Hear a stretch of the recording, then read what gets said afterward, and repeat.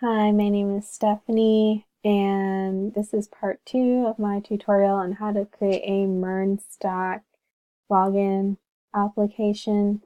So in the last video, we started setting up our dev environment, and we're going to continue doing that today by configuring Babel, Webpack, and Nodemon. So to begin, we're first going to configure Babel. So Babel is used for converting ES6 to JavaScript. It's a transpiler. So most browsers can't read ES6. So that's what Babel is for. So to do this, you're going to create a file called .babelrc. And in this, you're going to put some JSON and presets.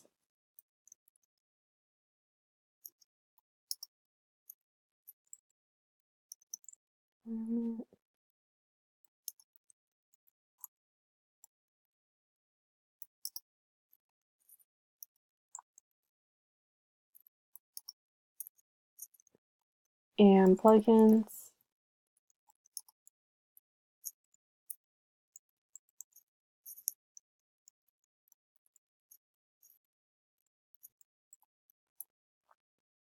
So that's it for configuring Babel. That was pretty easy. And the next one is configuring Webpack. So I already created these files, but you're going to create 3 files. One's going to be called webpack.config.client.js, and then webpack.config.client.production.js, and then webpack.config.server.js. So Webpack is used to compile and bundle the server-side code using Babel. So each one of these is going to follow the same or have the same template, and they're going to just vary slightly. So the first one, const path.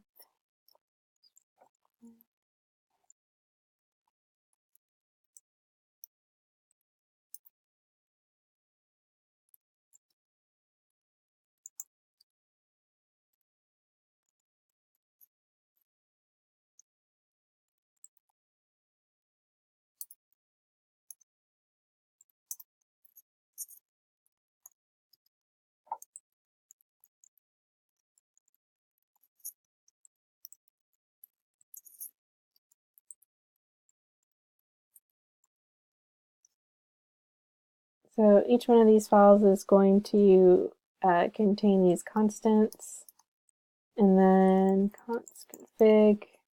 So this is where they're going to differ. So the configurations for Webpack are going to differ based off of if it's for the client or the server or development environment or production environment. And they will all export. Oops. Module export equals config.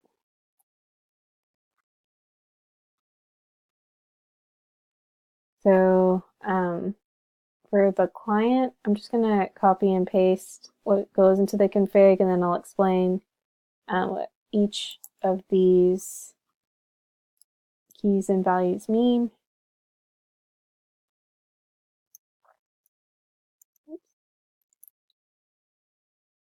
All right, name is as it implies the name.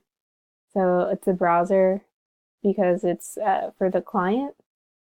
And mode sets the process.environment.node environment to give values and tell Webpack to use its built-in optimizations accordingly.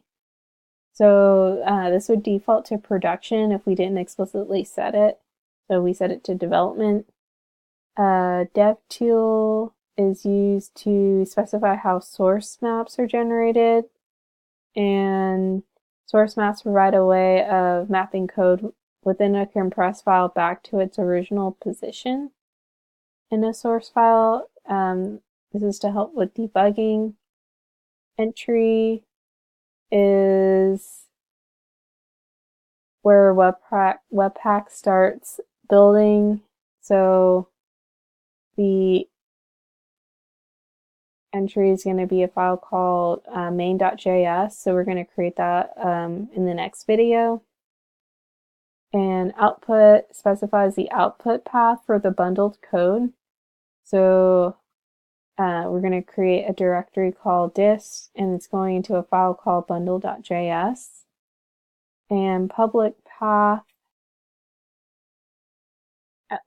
well, I guess it's used for, it's a base path for all assets in the application. So when you use Webpack, it's going to take all of our code and then put it into a few files. So for example, if you have 15 different files, it's going to bundle it together into 5 files. And then it's going to put it in this public path, this dist directory. Let's see, so module sets the regular expression rules for the file extensions to be used for transpilation. So basically, as I said earlier, Babel is a transpiler, and Babel is used to convert ES6, which is JSX, into JavaScript. So it's adding some regular expression there. And then we have some plugins. These are basically for the React Hot loader. So that's for your client. Close this. Next is for your server. And again, I'm just going to copy and paste to save time.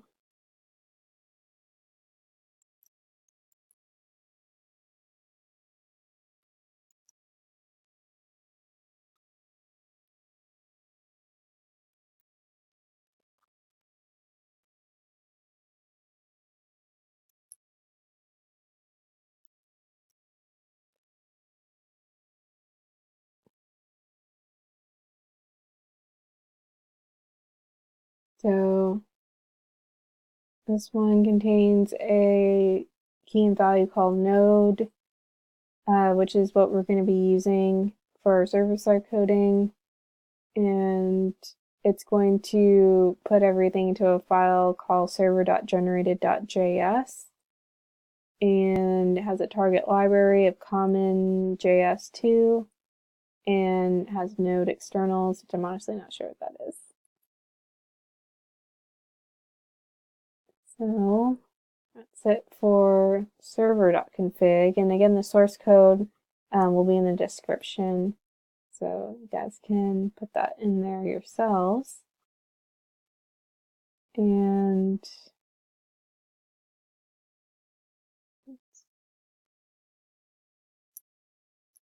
lastly is the webpack.config.client.production.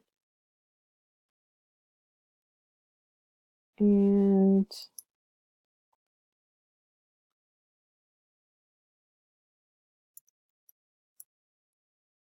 this includes everything that was in the webpack.config.client.js file. It is in production for the mode, and it's also the entry is also main.js, and it's also outputting to a file called bundle.js. And it has the same regular expression. So that's it for configuring Webpack. And lastly, we're going to configure Nodemon. So Nodemon is used for monitoring the server code for changes during development. And this automatically restarts the node server as we update the code. And it's beneficial to do this because it is a pain in the butt to, start your server, and then when you run it in the browser, you see that, there's a bug or, there's an error. So then you have to make code changes and start your server again. So I like using Nodemon. So create a new file, and I'm going to call mine Nodemon.js. And this is only going to contain a few lines. So verbose, false. So verbose is used for showing logs in the console, and it's good for debugging, but in this case we don't really need it. Watch, and this is telling what to watch.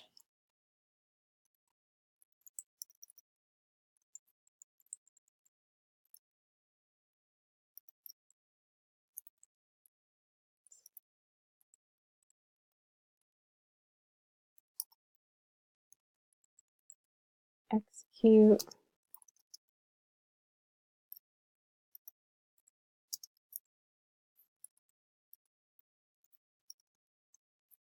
Webpack.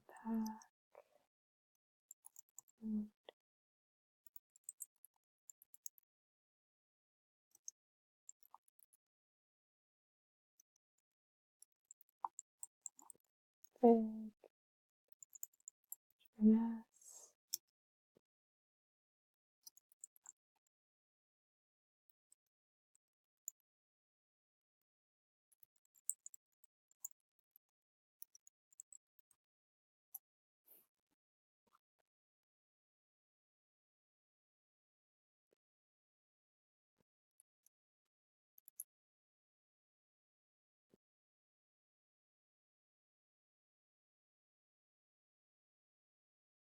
All right, so this is saying to execute your server.generated.js in development mode.